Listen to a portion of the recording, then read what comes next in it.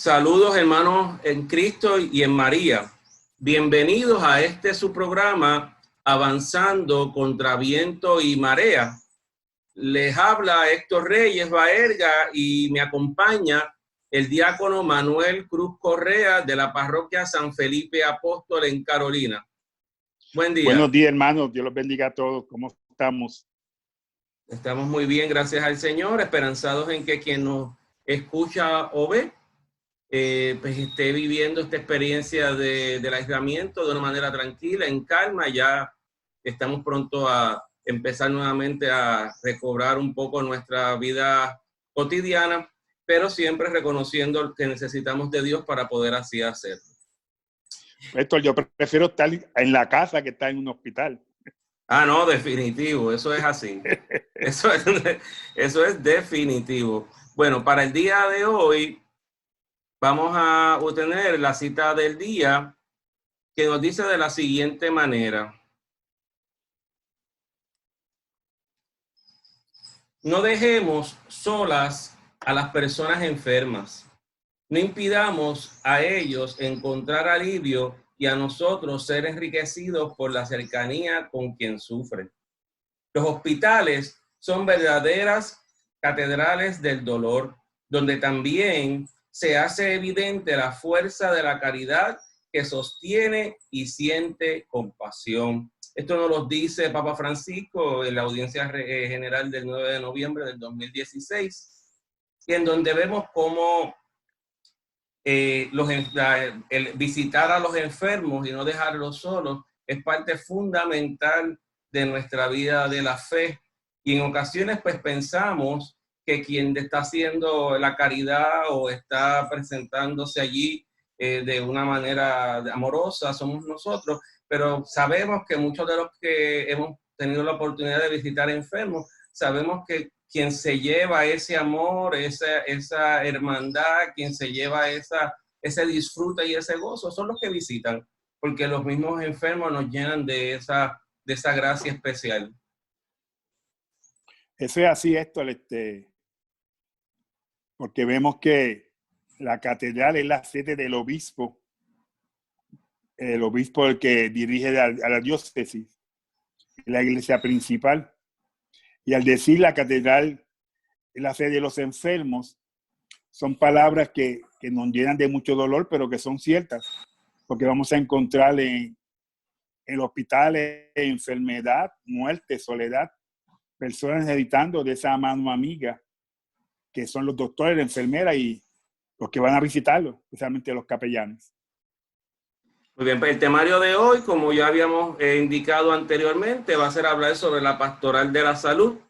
¿Y qué es la pastoral de la salud? Pues nos podemos explicar un poquito sobre eso. Y es el servicio de la iglesia al mundo de los enfermos, tanto a domicilio como en los hospitales, con el fin de ayudarle a la recuperación de la salud mediante el diálogo, el testimonio, la caridad, la oración y la acción litúrgica.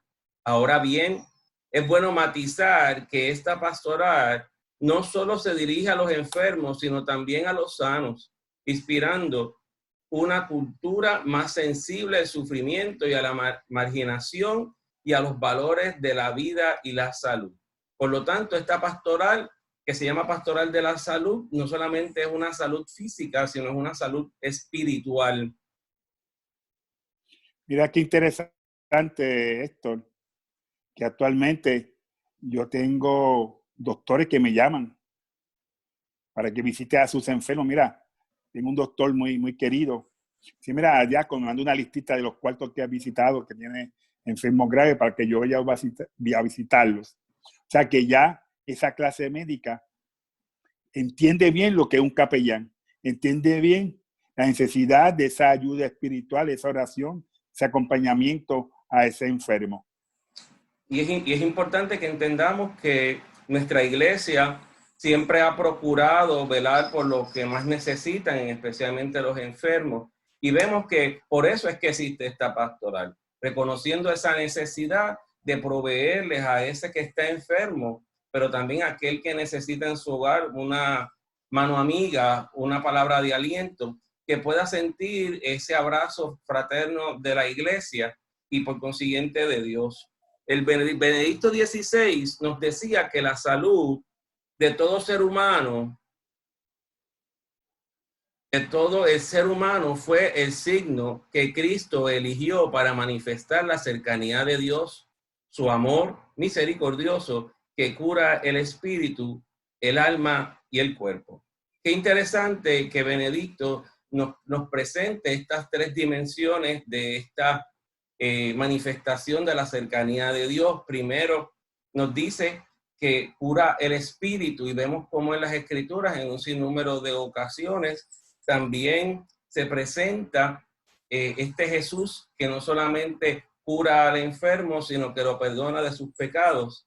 Vemos también esa cercanía de Dios y esa misericordia de Dios en el alma, cómo vivimos en ese gozo y en esa alegría, en esa gracia de Dios que nos permite, a pesar de nuestras circunstancias de vida, poder realmente seguir hacia adelante y quedarnos en la barca, como habíamos hablado en el programa anterior. Y el cuerpo, que es cuando físicamente sentimos esa enfermedad o ese dolor o esa situación de enfermedad que no mejora. Y vemos cómo también aquí el Señor nos ayuda a poder soportarlo y en ocasiones hasta poder ofrecer ese dolor y ese sufrimiento que estamos viviendo en el cuerpo. Sí, esto es el package completo, Héctor. No, definitivo. Pero para eso sería bueno, reverendo diácono, que nos adentráramos un poquito en las Escrituras. Y qué mejor que irnos al libro de Lucas, al Evangelio según Lucas, capítulo 5, versículo del 12 al 14, que nos dice de la siguiente manera: y sucedió que estando en una ciudad se presentó un hombre cubierto de lepra, que al ver a Jesús se echó rostro en tierra y le rogó diciéndole: Señor, si quieres, puedes limpiarme. Él extendió la mano, le tocó y dijo: quiero, queda limpio. Y al instante le desapareció la lepra. Y él le ordenó que no se lo dijera a nadie y añadió: vete, muéstrate al sacerdote y haz la ofrenda por tu purificación como prescribió Moisés, para que le sirva de testimonio.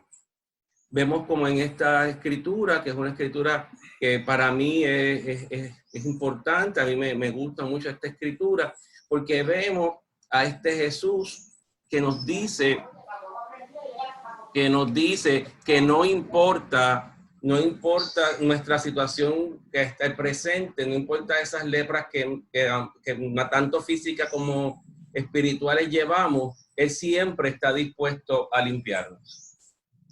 Sí, en el tiempo de Jesús, estar leproso era estar aislado, no podía vivir con las demás personas. Inclusive tuvo que usar una campana en el cuello para sonarla cuando venía más gente. Pero esto me recuerda, volviendo a nuestros tiempos, al siglo XX, principio del siglo XX, a San Damián de Molokai, este católico belga, que se fue a vivir con los leprosos, Héctor. Esto sucedió para 1873. Él se fue de voluntario a una isla de Hawái llamada Molokai, que es donde habían escogido para aquellas personas que tuvieran lepra, allí lo llevaban. Entonces, él se fue de voluntario y vivió con ellos por 16 años, hasta que, desgraciadamente, también se convirtió en un leproso más. Y cogió lepra porque se dedicó a casarlo, a hacer iglesia, a hacer residencia. Y fue un mártir de este siglo XX. Inclusive fue beatificado por Juan Pablo II para 1994 y canonizado el 11 de octubre. Fue el hombre más famoso y más grande de la historia de Bélgica. Eso lo dijeron en el 2005. Pero fíjate, en Puerto Rico también tuvimos un leprocomio. Y el primer leprocomio, Héctor, fue en Isla de Cabra. En Isla de Cabra, allí teníamos los leprosos hasta que por fin se legisló y se hizo un leprocomio en Trujillo Alto, en el barrio Las Cuevas. y allí llevan los leprosos de nuestro tiempo. Pero hay otras lepras que todavía no existen y siguen afectando a la humanidad, que es la soberbia, el egoísmo, la arrogancia, Héctor, que igual como el COVID, igual como el SIDA, son lepras que siguen matando personas, tanto física como espiritualmente. Y claro, yo recuerdo en los años 80, cuando empezó toda esta situación del SIDA, como rápido lo nombraban como la lepra del siglo XX. Y claro, no estamos estigmatizando ningún tipo de enfermedad, Dios nos libre, pero vemos cómo los mismos seres humanos queremos ponerle, encasillar a las cosas. Y a veces Sí, tenemos que mirar mucho más allá. Sí, recuerdo que para esos tiempos, para los 80, la Iglesia Católica dijo presente y en Centro Médico existía un pabellón que llevaban las personas con SIDA. Y en eso estuvo un Padre Suazo, yo recuerdo, y estuvimos como voluntarios ayudando en esos momentos a estos hermanos con SIDA. Fue una experiencia maravillosa, de mucho crecimiento para todos nosotros. Sí. Y es importante que entendamos que la sociedad constantemente busca encasillar, etiquetar situaciones particulares, en especial como ahora que estamos todos asustados unos de otros porque pensamos que nos van a contagiar con lo del coronavirus. Y sin embargo, es el momento en donde tenemos que con mayor ahínco, con mayor entusiasmo, con los cuidados adecuados propiamente, orar por otros. Cuando salgamos, sí, por las precauciones, pero tampoco viviendo en ese miedo, en esa paranoia de que nos vamos a enfermar. Porque a fin de cuentas, tenemos que hacer dos cosas fundamentales. Primero es la parte humana, que es la de estar protegidos. Pero si nosotros podemos estar muy protegidos por fuera, ¿verdad? Con nuestras mascarillas, con nuestros guantes. Pero si no estamos protegidos espiritualmente, es como si también estuviéramos viviendo en ese aislamiento social del que estamos viviendo ahora. Papa Francisco nos dice que la lepra era una condena de por vida y sanar a un leproso era tan difícil como resucitar a un muerto. Y por eso eran marginados. Sin embargo, Jesús tiende la mano al excluido y demuestra el valor fundamental de una palabra. Y esa palabra es cercanía. Qué importante es nosotros como creyentes, cuando vamos a ver un enfermo, que se sienta esa cercanía de Dios en nuestra visita. Acuérdense que nosotros como bautizados tenemos una obligación de no solamente proclamar las escrituras, sino también defenderlas. Y una forma de proclamarla es hacer esas visitas a esos enfermos que en tanto necesitan. A veces lo que necesitan es que los escuchemos nada más, no necesitan que vayamos con muchas cosas preparadas, sino más bien que tengamos el oído dispuesto y el corazón abierto para poder escuchar a ese hermano. ¿Y quiénes son los capellanes? ¿Verdad? ¿Cómo surgió eso? Pues mire, la iglesia nos dice aquí que hoy día el término capellán hace referencia a aquellos ministros o laicos que ejercen su labor de aconsejar, brindar apoyo espiritual y acompañamiento en instituciones públicas y privadas, representando no a una iglesia o congregación en particular, sino al Creador, Dios Todopoderoso. Vea, pues bien importante, no solamente son los ministros ordenados, entiéndase sacerdotes y diáconos, sino también todo el pueblo de Dios, todos los laicos, a tres cosas fundamentales, y las leímos para poder ir sobre ellas: aconsejar, brindar apoyo espiritual y acompañamiento. Esas son las tres cosas fundamentales, básicas, que todo, no solamente capellán, sino voluntario en los centros hospitalarios debe seguir. Perdóneme, sí, dígame, diácono. Sí, es interesante esa palabra de capellán, porque hace unos 18 años yo recuerdo que el padre Suazo me dijo que me iba a mandar a estudiar para ministro de la Sagrada Comunión. Y yo llegué bien contento a mi trabajo, que tengo un amigo bien católico. Y le dije, mira, me van a mandar a estudiar para ministro de la Sagrada Comunión. Y él me miraba y me escuchaba. Y cuando yo terminé de hablar con aquella alegría, él me decía, mira, yo soy ministro hace 10 años y visito los hospitales. Te voy a invitar un sábado que vayas conmigo al presbiteriano. Y hace 18 años empezamos a visitar el presbiteriano. Fue el primer hospital que yo empecé a visitar y me encantó tanto. Fue una experiencia que me ha marcado para toda la vida. Desde ese tiempo estoy visitando hospitales. Y ser capellán es es como una aventura, hermanos. Cuando tú te envuelves sobre la capellanía, que tú tienes ese encuentro personal con los enfermos, pero para eso tienes que prepararte. Cuando recuerdo que tuve que llenar unos formularios, después llevar unos requisitos, certificados de buena conducta, certificados de salud, unas vacunas, coger unas clases. Y nos prepararon para empezar a visitar los enfermos. Y en el presbiteriano nosotros visitamos 32 cuartos, éramos 3 capellanes. Gilberto Recio, Antonio Hernández, que actualmente son diáconos también. Íbamos por los cuartos, visitábamos los enfermos, le oramos, le damos la comunión, y lo invitamos a que vieran la misa a través de la televisión, la capilla del hospital. Y actualmente estamos visitando 5 hospitales, Héctor. 5 hospitales que estamos dando servicio de capellanía, porque hay mucha necesidad, especialmente mucha necesidad de nuestra iglesia católica, porque hay muchos capellanes de protestantes. Por ejemplo, en el Centro Médico y la capellanía, por ejemplo, un ejemplo de municipal, hay 20 capellanes. De los 20 capellanes, hayamos 3 solamente católicos. O sea que hace falta muchos obreros a la mies que se acerquen y no tengan miedo. O sea, no hay que tener miedo, después que tú te protejas. Cuando vamos a un enfermo y vamos a un área como intensiva, pues nos ponemos nuestras batas, nuestros guantes, nuestros sombreros. También nos toca llevar los sacerdotes cuando hay que dar la unción a un enfermo. Y también, pero hay muchas cosas, yo quisiera comentarte un momentito, que tienes que tener en mente cuando vaya a ver un enfermo. No puedes estar con prisa, sácate ese tiempo para ese enfermo, no puedes estar mirando el reloj, porque el enfermo se va a sentir mal. No puedes ponerte a ver la televisión.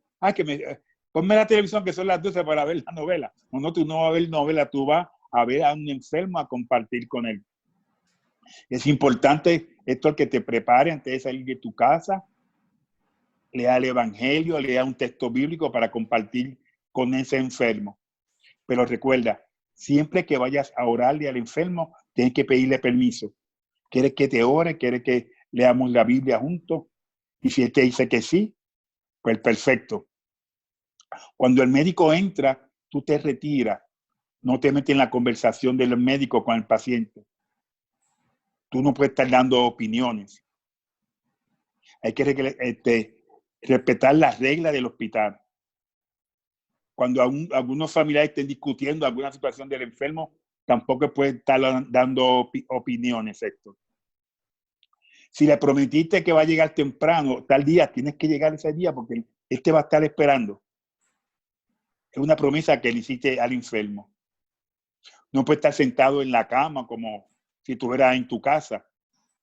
Entonces recuerdo en un hospital de aquí de Puerto Rico, un capellán, el doctor le está explicando a los familiares que hay que operar de urgencia a su paciente.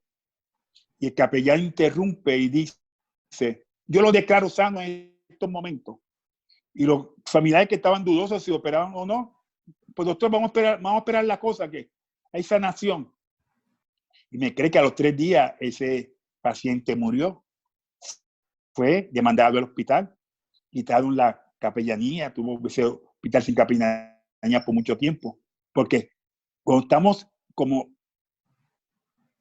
en este trabajo de capellán, es importante que seamos personas que podamos oír, que podamos seguir las reglas, porque estamos bregando con vida y muerte. Es un trabajo precioso, pero de mucha responsabilidresponsabilidad. Pero que estos 18 años que llevo, esto me ha llenado un montón. Les tendría que decir que en esos 18, pues, algunos de esos años también los he utilizado para acompañar al diácono Manuel Cruz y hemos experimentado o he experimentado esa presencia de Dios en cada una de esas visitas. Por eso es que es tan importante entender el valor de la capellanía en estos momentos. Porque nuestra iglesia, como dice aquí, que todos los servidores y servidoras o los creyentes o los católicos con compromiso, tenemos un llamado a ir a donde hay necesidad. Y como dijimos ahorita, la necesidad puede ser tanto cercana como lejana. Vemos cómo en nuestros hospitales, como usted nos dijo, diácono, necesitamos esa presencia de la Iglesia Católica. Nos hemos acostumbrado a que sea el sacerdote o que sea el diácono el que vaya. Gracias a Dios tengo que decirlo con mucho orgullo y con mucha satisfacción de que en nuestra parroquia San Felipe Apóstol hay un sinnúmero de personas que calladitas, sin estar mencionándolo mucho ni diciéndoselo a nadie, van y visitan a los enfermos, no solamente a de los hospitales, sino a los de la comunidad, y van allí, hablan con ellos, oran, se divierten, se ríen en esa alegría de Jesús, y lo hacen con un gran desprendimiento, muchas de ellas con sus grandes necesidades también en términos de enfermedad, ¿verdad? Muchas de ellas también enfermas van y visitan, porque han encontrado en eso esa cercanía con Dios. Recordemos que estas capellanías no solamente son a nivel de hospitales, estamos hablando hoy de hospitales, pero también muy bien pueden ser en las cárceles, ¿verdad?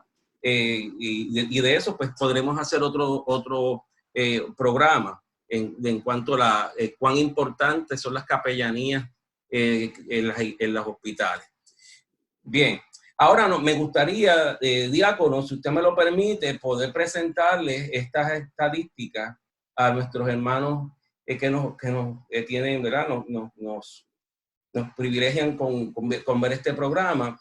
El hecho de que la Iglesia Católica es la organización no gubernamental que más ayuda a nivel mundial. Y aquí pues traje, en términos por continente, la evidencia todas las estadísticas que se hacen todos los años. Esta es la del 2019 que hace la Iglesia Católica, en donde vemos cómo en cada uno de los continentes, pues la manera en que está distribuido los continentes aquí, ayudan en diferentes cosas. Vemos cómo en un total de hospitales, ellos ayudan en 5.269 hospitales a nivel mundial. Vemos como dispensarios, o sea, entiéndase, clínicas médicas. Hay sobre 16.068 que la iglesia sostiene.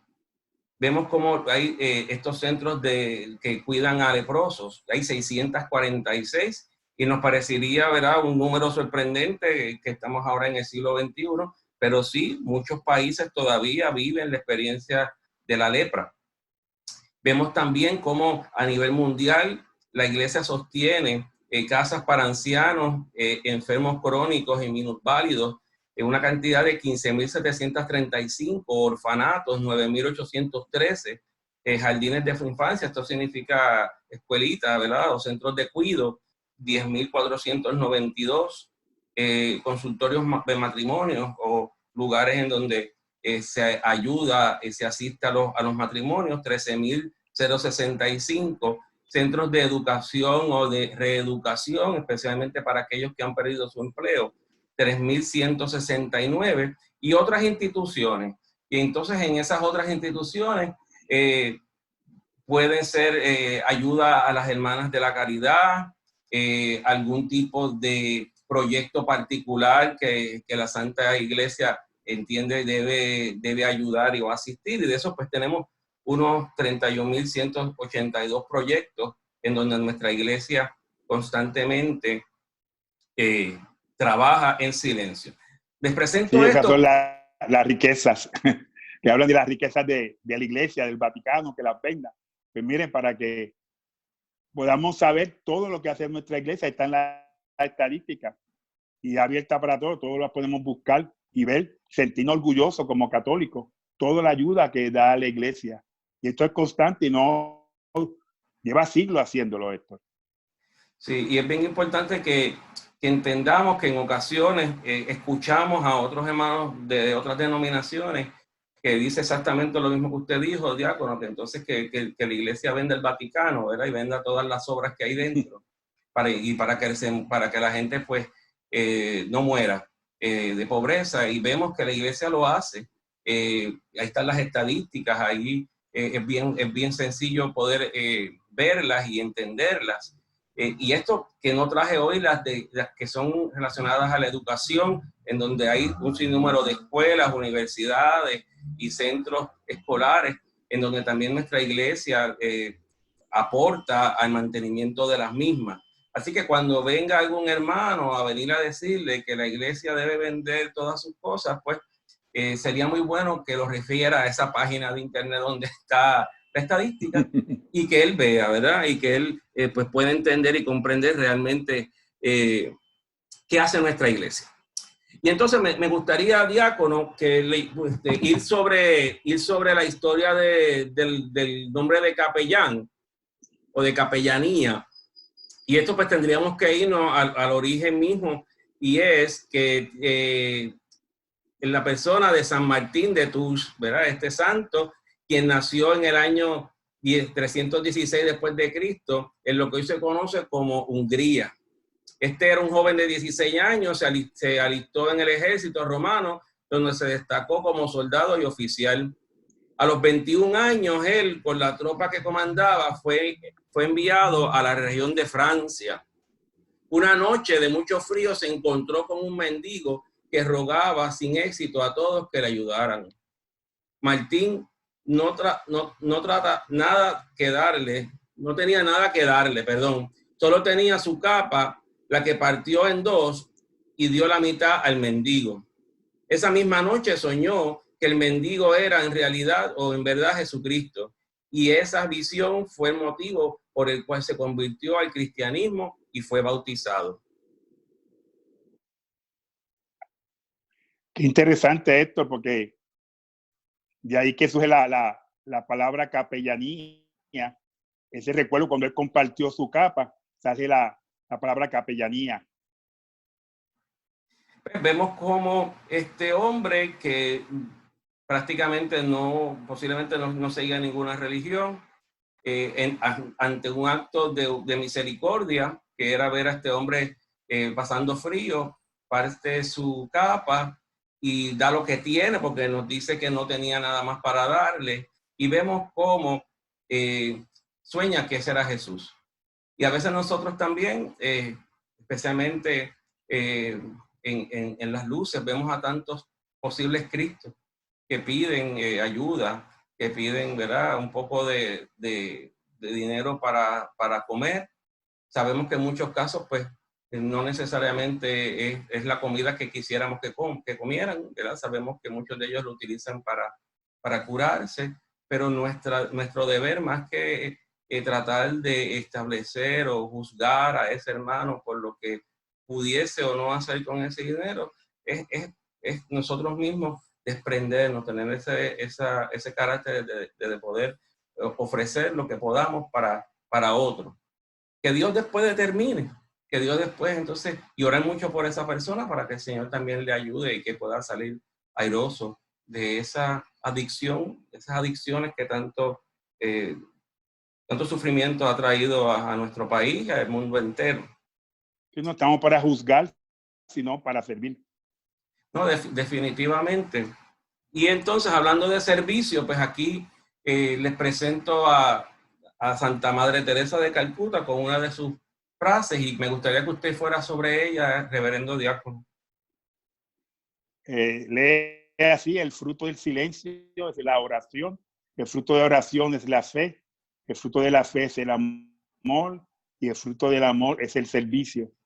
Recuerdo hace 7 años para mi ordenación, ese fue el lema que usé en los recordatorios, porque esa palabra servicio era lo que estamos llamados los diáconos y todo el mundo religioso. A todo cristiano bautizado está llamado para servir al hermano. Porque cuando tú sirves, Héctor, la alegría que te da a servir a aquel necesitado es tu mejor recompensa. Así que siempre que tú puedas darle una mano al necesitado, recuerda que hiciera Dios con ese necesitado, que está sirviendo a ese mendigo, a ese leproso, a ese hermano necesitado que está en un hospital, y ahí está reflejado el rostro de Dios, Héctor.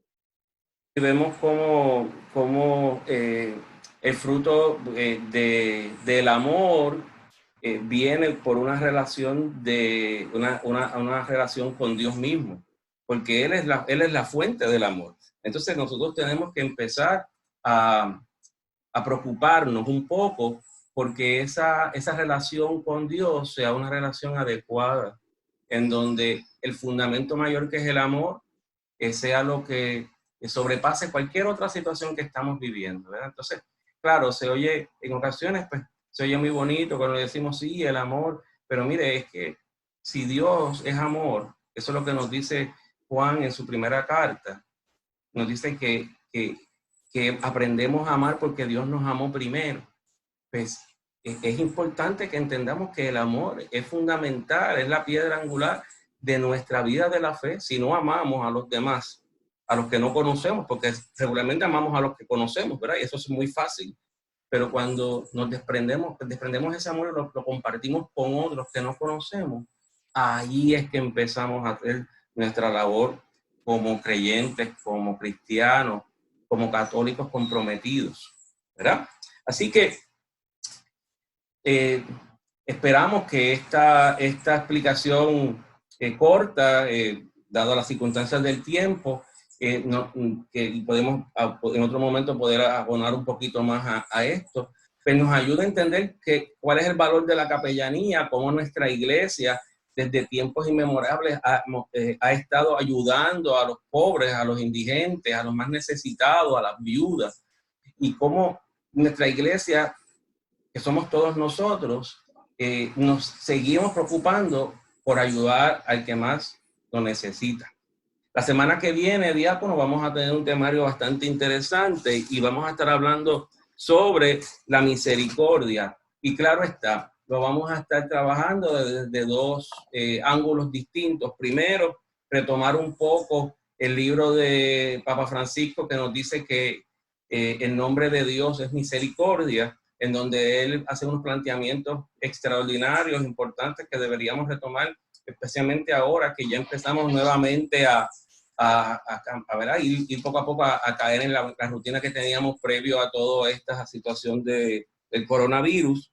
Y por otro, en la experiencia que usted vivió en su visita a Polonia y cómo eso también lo marcó el ver esa fe de la gente de Polonia, y especialmente lo que vive en términos de lo que es la misericordia, la Catedral de la Misericordia, y así sucesivamente, ¿verdad? Ver esos dos contrastes y cómo el amor de Dios, esa misericordia de Dios, que se ve en muchas ocasiones en el perdonarnos, pues debe ser parte también fundamental de lo que vivimos como creyentes. Sí, podemos adelantarle que vamos a estar viendo en esa visita que tuve la oportunidad de hacer a Polonia, a Cracovia, donde está el Santuario de la Misericordia, la capilla donde están las reliquias de Santa Faustina, que fue visitada por Papa Francisco hace poco. Vamos a visitar el santuario donde está el cuadro original, que está ahí junto a la reliquia. Y hay una historia bien interesante, porque se llegaron a pintar 3 cuadros, Héctor, de la Misericordia, pero eso lo contamos en nuestro próximo programa. Muy bien. Pues ahora les pedimos a todos los que nos están viendo y escuchando que cierren sus ojos y que permita que ese silencio le ayude a usted poder entrar en esa comunión con Dios, orando de la siguiente manera: Señor Padre Celestial, te damos hoy gracias, porque tú eres misericordioso, porque tú, a pesar de todas nuestras faltas, de nuestra iniquidad, de nuestra pequeñez, sigues cada día apostando por nosotros, Padre amado. Sigues fortaleciéndonos y guiándonos para que nosotros podamos ser mejores, mejores en tu amor, en tu misericordia, en tu caridad. Permítenos, Padre Celestial, que podamos nosotros seguir caminando en este caminar de la vida de la fe, que aquellos que nos están viendo y nos escuchan, que sientan que en este momento el Espíritu Santo se derrama sobre ellos, para que todas esas situaciones que están viviendo sientan el consuelo del Señor que tanto necesitan. Y pedimos por nuestra iglesia, para que sea una iglesia siempre fortalecida y dirigida por el Padre Celestial, que podamos nosotros vivir la experiencia de un amor incondicional de Dios con el hermano, y que nuestra iglesia siga encaminada a demostrarle al mundo que Jesús está vivo. Todo esto lo pedimos en el dulce nombre de Jesús. Amén. Y la bendición del Padre y del Hijo, del Espíritu Santo, descienda sobre nosotros, acompañe para siempre. Amén. Que pasen buenos días, que Dios los bendiga. Nos vemos luego. Bye.